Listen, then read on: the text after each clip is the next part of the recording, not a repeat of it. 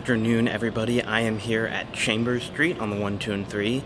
I'm making a great decision to do this on what is the hottest day of the summer, so I will be covered in a sheen of sweat this entire time. But today, it's going to be a short video, because we are figuring out the shortest distance between two stations on the subway. Let's go.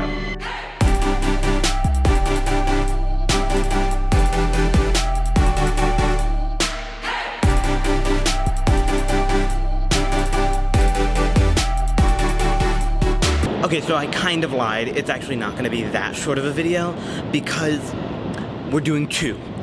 There is a definitive shortest distance between two stations, which we'll get to in just a second, but I couldn't help myself. There's two that are very, very, very close, and I think it's important. One is on the A division, one is on the B division. I think it's important to look at both of them because the context is a little bit different. You know, the length of trains is different on the A division versus the B division. One is above ground, one is below ground. The visualization is a little different. So we're going to do both. But the first one, which is the legitimate shortest distance between two stations on the subway, is between here at Chambers Street on the 1, 2, and 3 and Park Place on the 2 and 3. It is less than 500 feet between stations. That is shorter than the length of these trains. So by the time the front of this train is at Park Place, the back of the train is still going to be here at Chambers Street. I'm going to time it. Now, obviously, timing varies a little bit because the train might get up to a different speed. We're specifically talking about the actual physical distance, which I used Google Maps for. I know that's not the most accurate in the world,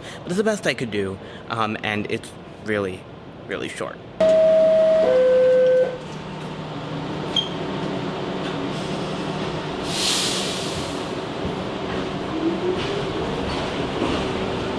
A few moments later.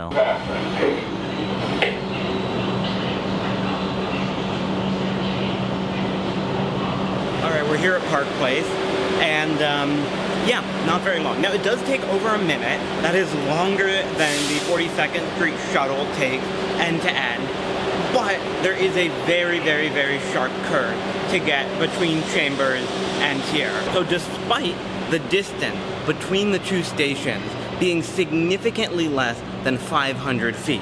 Despite that distance being, let me pull up the exact number that I got on Google Maps. Despite that distance between the two stations being 465.7 feet, that is less than the length of a 10-car R62 or new technology train R142. Despite it being less than that distance, it still takes over a minute and 20 seconds, give or take, because of the sharp turn. But this is the shortest distance between stations on the system.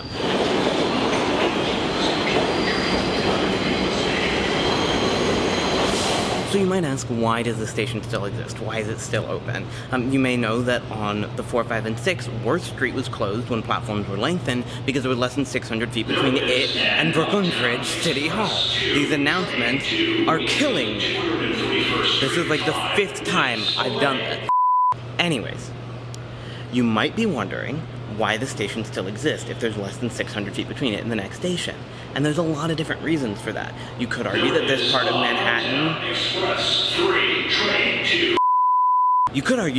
Manhattan is a little bit more dense because we're in the thick of the financial district. You could also say that closing Chambers Street would be bad because it's an express station. Closing this station at Park Place would be bad because it's a transfer point to the A, C, E, and R and W. You could counter that and say, well, Fulton Street is also a transfer point to the A and C, but you don't have the in-system transfer to the E, R, or W. So there's a couple of reasons the station still exists. And also, to be fair, the curve is so sharp, you're not losing a ton of time by having trains actually come to a stop here. Trains are already going to have to crawl for a majority of the distance between stations, so in my mind, it makes sense why this, the shortest distance between stations, still exists. But we're not done yet, because we still have to do the B division. I think it's important to do the B division as well, partially because train lengths are different, so the context of why a station is so short is definitely different, but also because the announcements here are killing me, and it's so hot, and I would like to get outside. So, I'm going to go all the way to the end of the platform and get on the R and get away from these freaking announcements.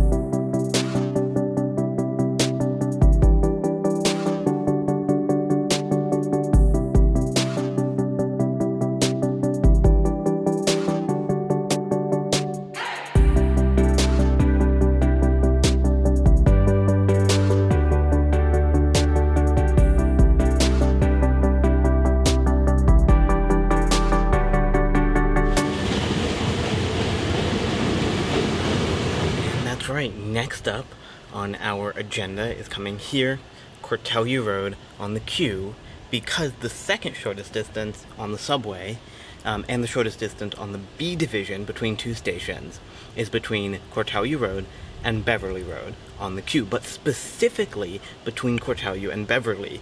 The northbound distance between the ends of the platform, so the front of the platform here and the end of the platform at Beverly, between the space between the two platforms, is almost 80 feet less than the distance between the two southbound platforms, and it is, again, significantly less than the length of a full train. It is just shy of 500 feet. And if you stand here, you can very, very, very clearly see it's incredibly short.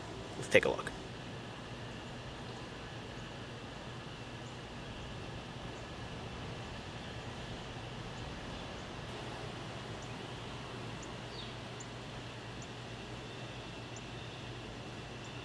There's a very, very little clearance here, but I kind of love it.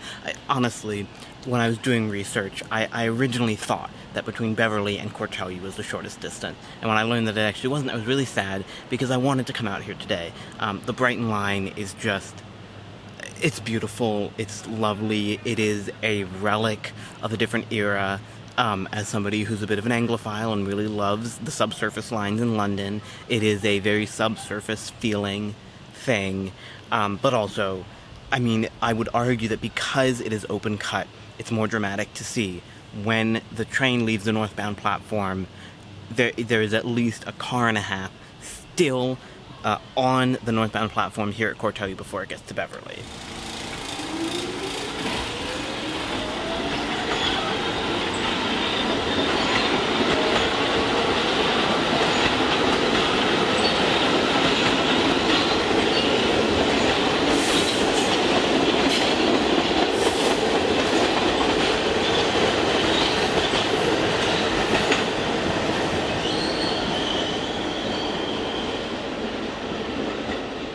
Now, you might ask the same question, again, why does the station still exist? Because this line has been, used regularly for years and years and years, and unlike Chambers Street and Park Place on the 2 and 3, these stations do not get as much usage. I want to say Cortellia is somewhere in like the 250 range, Beverly I think is at even less, so why hasn't one of these stations been closed? Also, why did these stations open in the first place? Well, I'm sure people are going to correct me in the comments. I'm going to get things wrong because I just did a quick cursory Wikipedia. But this line was originally a steam railroad, as basically all the lines out to Coney Island were. And originally it was an excursion railroad, specifically the Brighton Beach, Flatbush, and Coney Island. It was an excursion railroad. It went from downtown Brooklyn basically straight out to Brighton Beach. Didn't make many intermediate stops. When stops opened, this was one of them. In 1900, this at Cortellia and Beverly Road were both opened, and they were just as close together as they are today. Less than 500 feet. Why they're so close, I've seen theories about being about real estate purposes, but again, this line saw a lot of work on it in the 1900s. This station was built in 1900, it was rebuilt in 1907 when all the grade crossings were eliminated. This line, it's not like it's been untouched. It's not like this line is the exact way that it was when it opened in the 1870s, and it just remained as it is, but with electrification and subway trains. No, this line has definitely been adjusted, and so who knows why it's still open. I gotta step in because there's a Q train coming. But yeah, who knows why it still is like this. I'm gonna go over to the other side and time the actual shortest distance in just a second.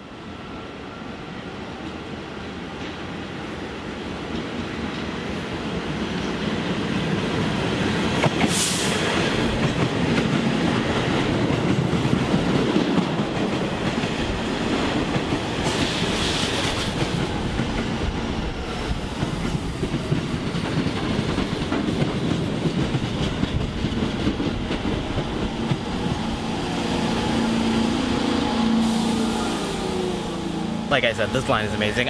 Just the train is coming in and the top of it is brushing trees that are overhanging. It's beautiful. Okay, over to the northbound side.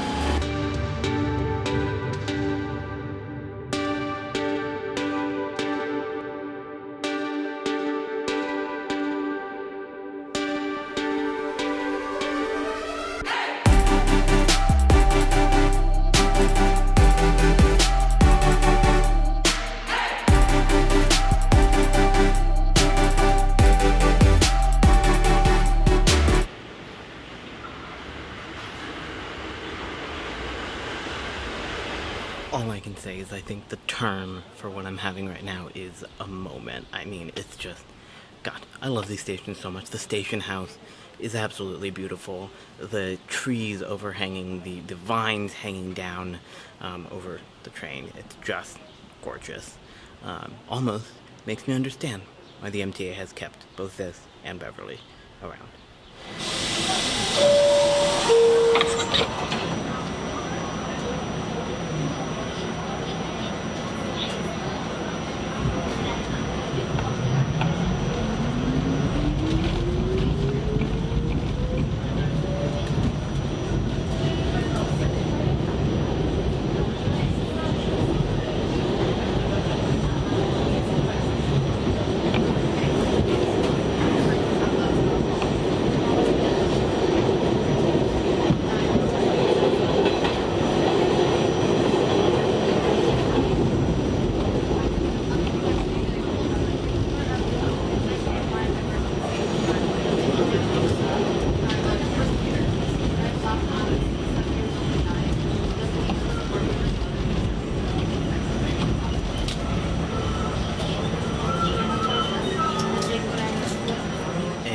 Now we're here at Beverly. And that, I think, there you go, is the key distinction, why context is important, why I think it was important to do the two shortest distances between two stations, because between Park Place and Chambers is the shortest distance, feet, distance-wise, actually physically distance, but trains have to go slow around the curve. This is the shortest distance time-wise, and so this gives you that context. This takes under a minute, easily. Imagine if 2-3 trains went the distance they went at full speed. It would be ridiculous. So, there's your context. This is how close the closest stations are on the New York City subway.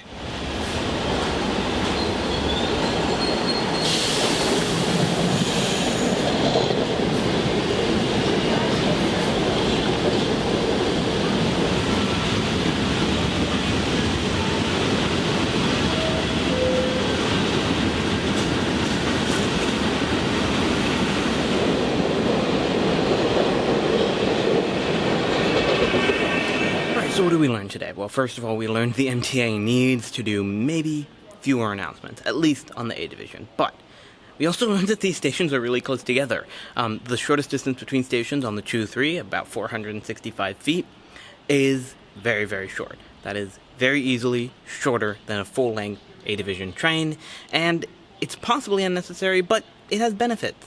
You get connections between the 2, the 3, and the E, R, and W that you might not otherwise have, and it's a very dense area of Manhattan. Both of the stations are within the top 50 most used stations in the system, so closing them, probably unnecessary. But down here, while these stations are both gorgeous, and I would hate to see them go from a architectural standpoint and from a rail fanning standpoint, from an actual maintenance standpoint, maybe you don't need them. They're both in the bottom half of usage, easily. They're very, very close together, and while they don't necessarily slow down service that much because trains can go full speed between them, it's not like there's some unnecessary speed restriction even on this straight track. Imagine how much faster trains would go if they could just blast right through this at full speed. So maybe one of these should be closed, but regardless, it's just fun to know. These are the closest subway stations in the system. And that's all I've got for you. I'm gonna go and shower off the several layers of sweat I've accrued while I'm making this video, and I'll see you in the next one.